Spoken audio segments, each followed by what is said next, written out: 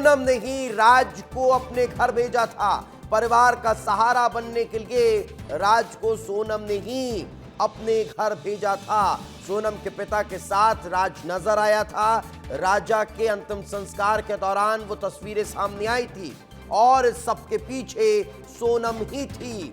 सोनम ने ही राज को अपने पिता के पास भेजा था, अपने घर भेजा था और सोनम के कहने पर ही राज सोनम के पिता के साथ राजा रघुवंशी के अंतिम संस्कार में पहुंचा था। और यह सब कुछ सोनम के इशारे पर चल रहा था, सोनम के कहने पर चल रहा था। यानी आप सोच सकते हैं कि कितनी बड़ी साजिश सोनम ने रची थी। और बिल्कुल निडर होकर इस हत्याकांड को अंजाम देने के बाद सोनम उसी शहर में आ गई, उसी शहर में जहां पर लोग उसे तलाश रहे हैं, जहां सोनम और राजा की तलाश में जो ऑपरेशन चलाए जा रहे हैं उसके लिए मांग कर रहे हैं। और यह तस्वीर हम उसी दिन की आपको दिखा रहे हैं जब राज को सोनम ने ही अपने पिता के पास भेजा था, अपने घर भेजा था, परिजनों के पास भेजा था। और न सिर्फ भेजा था बल्कि सोनम हर एक जानकारी भी जुटा रही थी।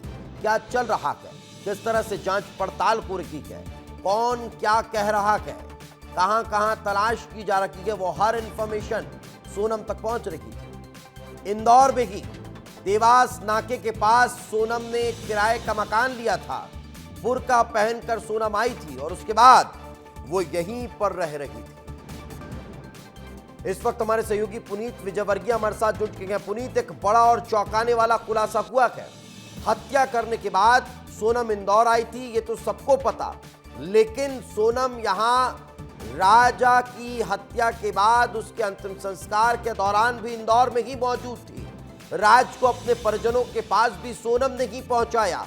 क्या चल रहा है, किस तरह की चर्चाएं हो रही है, कौन क्या कर रहा है, सब सोनम जान रही थी।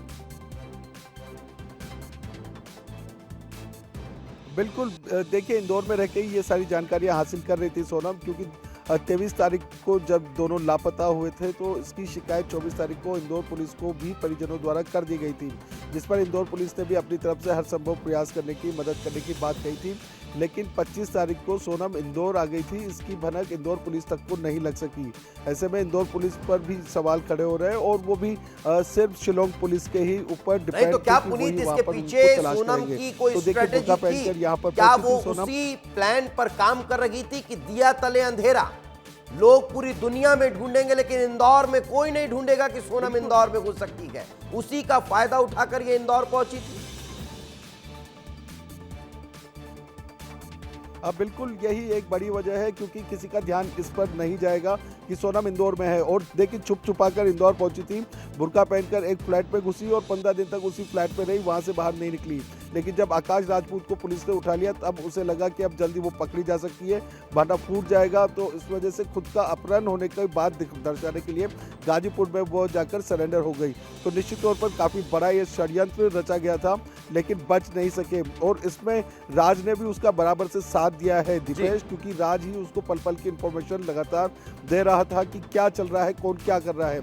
ऐसे में अब वो जो मोबाइल और सिम का इस्तेमाल सोनम द्वारा किया जा रहा था उसे बरामद करने के लिए शिलोंग पुलिस इंदौर आ सकती है और उस फ्लैट में भी पुलिस जाएगी जहां पर वो रुकी हुई थी। बिल्कुल, अब ये देखने वाली बात की जानकारी, आखिर वो मोबाइल कहां छुपाया है, कहां फेंका है, किस तरह से डिस्ट्रॉय किया है। पुलिस अब पूछताछ के बाद हर चीज का खुलासा करती हुई नजर आने वाली है और इसी की निशानदेही पर वो तमाम चीजें भी बरामद करती हुई दिखाई देगी। फिलहाल बहुत बहुत शुक्रिया इस तमाम जानकारी।